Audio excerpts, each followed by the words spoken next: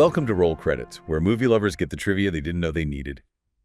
This deep dive was created with a little help from AI tools. We do our best to keep things accurate and fun, but some details might slip through, so double check if you're quoting this at your next movie night. Today we're plunging into 28 years later, Danny Boyle's bold revival of the Rage virus universe, where family, smartphone cinematography, and controversial twists collide. Yeah, it's great to dive into this one. It's the third installment, of course, in Danny Boyle and Alex Garland's, post-apocalyptic 28 Days Later series. And our mission today really is to unpack its unique blend of horror, some quite compelling family drama, and pretty sharp social commentary. And all that's wrapped up in some genuinely innovative filmmaking techniques that have, well, definitely sparked a lot of discussion. Absolutely. So 28 years later, it takes us back to that world. But the Rage virus is supposedly eradicated across continental Europe. Right. Supposedly. But here's the kicker. The British Isles, still under indefinite quarantine. So we're dropped into this, incredibly isolated survivor community on Lindisfarne. That tidal island. Oh, yeah. Holy Island. Connected by that fortified causeway. Exactly. It Yeah. sounds safe, maybe, but it feels more like a gilded cage. Well, and that isolation, it really sets a stark stage for what's fundamentally a very intimate family drama, doesn't it? It does. We meet Jamie. He's a scavenger. His wife, Isla, who's battling this mysterious illness. Right. And their 12-year-old son, Spike. And the film really quickly centers on Spike's journey. It's intense, a coming-of-age story. Right. His dad, Jamie, takes him over to the mainland for this, pretty intense manhood ritual. And right away, they face huge dangers. Spike gets disillusioned with his father pretty quickly. Yeah, you see that shift. And then, in this really bold, almost desperate move, he secretly goes back to the mainland, but this time with his sick mother, Isla. Trying to find help, right? From that reclusive survivor, Dr. Kelson. Exactly. And it's just striking that this film, with all the horror, is actually classified as a coming-of-age film at its core. It does raise that intriguing question. How do you effectively tell a nuanced coming-of-age story against, a brutal zombie apocalypse backdrop? Yeah. And the critics were kind of all over the place, weren't they? Some called it an emotional masterpiece, tonally daring. Yeah. Others found it an uneven mix, even talked about genre whiplash. Right. It really does seem to push boundaries, makes you rethink what a horror film can even be. And speaking of pushing boundaries, a huge part of that is the reunion of Danny Boyle and Alex Garland. Oh, absolutely. That was big news. They hadn't worked together on this franchise for a while, but guess what brought them back? The fans. Really? How so? Boyle was doing these Q&As for anniversary screenings of the original 28 Days Later, years later, and the crowds were just packed. People were so engaged. Wow. He'd apparently call or text Garland saying, listen, it's still got legs. Maybe we should.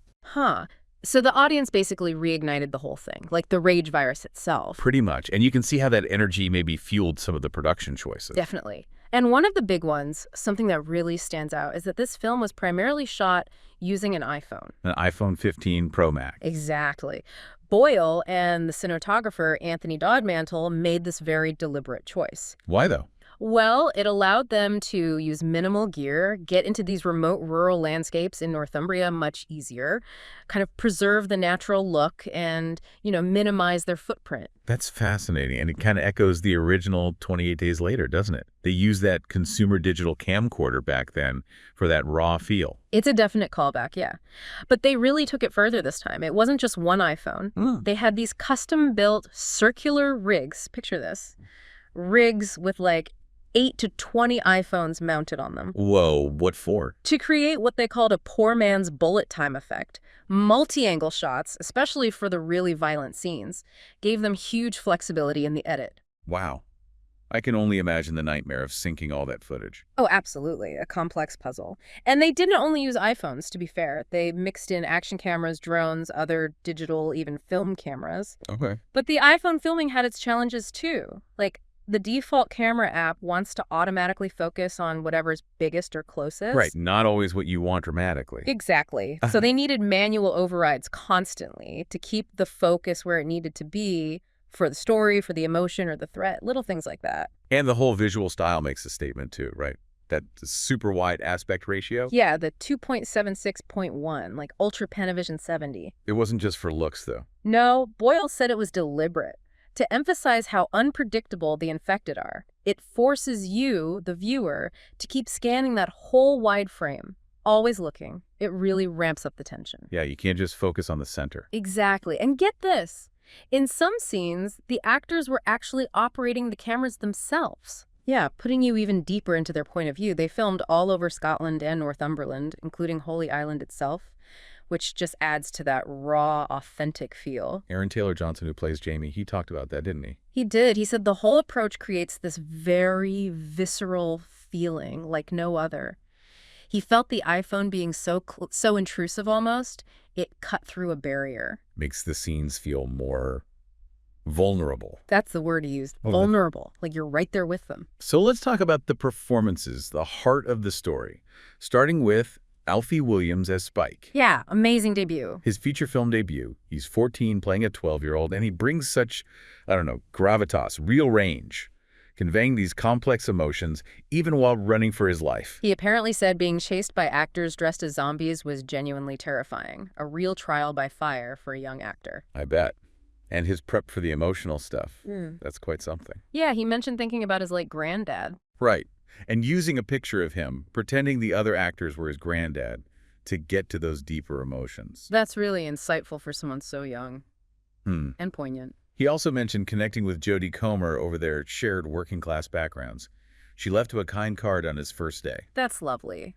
And Aaron Taylor Johnson gave him that vintage guitar as a rap gift. Yeah, which apparently sparked a real passion for music in him. Yeah. Kurt Cobain, Nirvana. Nice. He also talked about that train car scene being the most intense he filmed. You can imagine the physical and emotional toll. Definitely. And Jodie Comer as Isla. She's just captivating. Agreed. Portraying this character with a mysterious illness, Comer described the role as relatable and emotionally driven, even within the horror. Which is interesting. She saw the illness as a kind of respite. Yeah, a strange kind of escapism from the horrors outside, but also maybe making her an unreliable narrator. Ooh, because of her fading memory. Exactly, which adds another layer of complexity for Spike, trying to understand his own past, his origins, what's actually real for him. That's a great point. And Aaron Taylor Johnson as Jamie, the scavenger husband.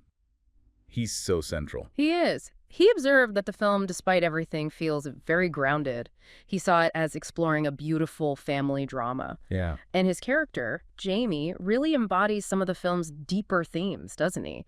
The desperation, the moral compromises people make just to survive, to protect their own. It really does layer on the thematic depth. Clearly influenced by real-world events, too. Oh, for sure. Like Brexit, for instance. Right. The film retcons things a bit to show the UK as this quarantined, isolated nation. It feels like a direct reflection of, the UK leaving the EU, the internal conflict. And setting it on Holy Island, Lindisfarne, which was an area that actually voted for Brexit, that feels very pointed, reinforces that sense of isolation, both self-imposed and externally enforced. Yeah, it's cleverly woven in. And then there are the parallels to COVID-19. Oh, definitely. Almost unavoidable, really. The cut-off country, the empty places, the characters being wary of infection, almost like social distancing. It's quite haunting, isn't it? Draws stark comparisons to what we all went through, but it also shows human resilience, doesn't it?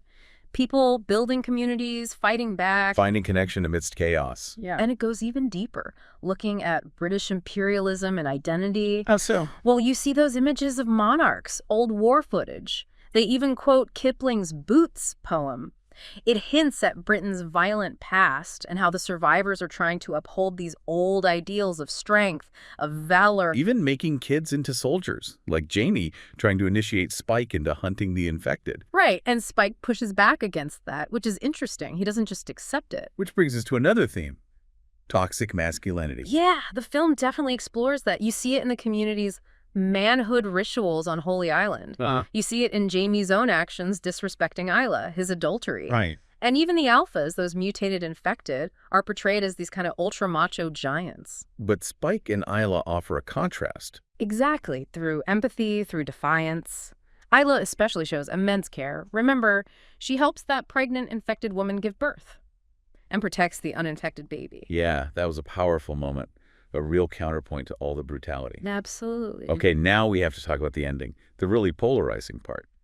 The Jimmies. Ah, yes, the Jimmies. This is where the film took a massive swing and really divided people. So the gang is styled after Jimmy Savile, the notorious British TV personality and sex offender. Right, and the logic, I guess, is that his crimes wouldn't have been widely known in the film's timeline because the world got cut off in the early 2000s. Boyle said the Jimmies were meant to reintroduce a kind of pure evil back into the world, drawing on pop culture from that specific era. But it caused a lot of confusion, strong negative reactions, especially outside the UK, where Savile isn't as infamous. Yeah, people felt it ruined the tone or was just ridiculous for the world they'd built. Understandably, perhaps, but there are other ways to read it. Like what? Well, their fighting style is apparently based on shows like Power Rangers, which could represent Arrested Development, trauma freezing them in childhood. And remember, Spike leaves his Power Ranger figure behind early on. Oh, right. Symbolizing him accepting adulthood. Possibly. Yeah. Contrasting with the Jimmies, who are stuck. And there's also the idea that Spike's village itself is sort of regressing culturally back to maybe a 1950s or pre-war Britain. Interesting layers. And musically, the score was by Young Fathers. Yes. A group Boyle loves. He wanted them to do the whole soundtrack for T2. Trainspotting, apparently, but the studio said no.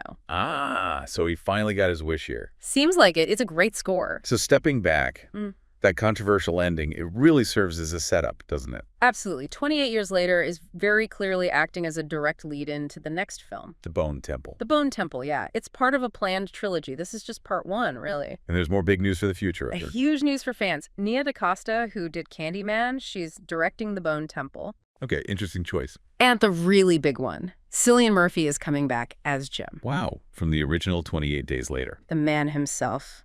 Reprising his role in The Bone Temple, plus Elfie Williams, Aaron Taylor-Johnson, and Ralph Fiennes are also confirmed to return. So the core cast is back, plus Jim. That's massive for the franchise. It really is. It sets up something potentially huge. So thinking about all this, Yeah. what should you, the listener, take away? Well, maybe consider how these bold choices, especially the ending and the themes, they kind of push us to think about how societies deal with information, with trauma, with identity, especially when isolated or afraid. Yeah. What stories, what narratives do we cling to in a crisis? And, what do those narratives really say about us? It's something to mull over. Definitely food for thought. And that wraps our return to the Rage Virus in 28 years later. If you enjoyed this deep dive into horror innovation and those shocking twists, follow roll credits and maybe share it with your fellow thriller fans. Join us again soon for another deep dive into behind-the-scenes insights, more movie magic, and maybe a few more nightmares. Stay curious.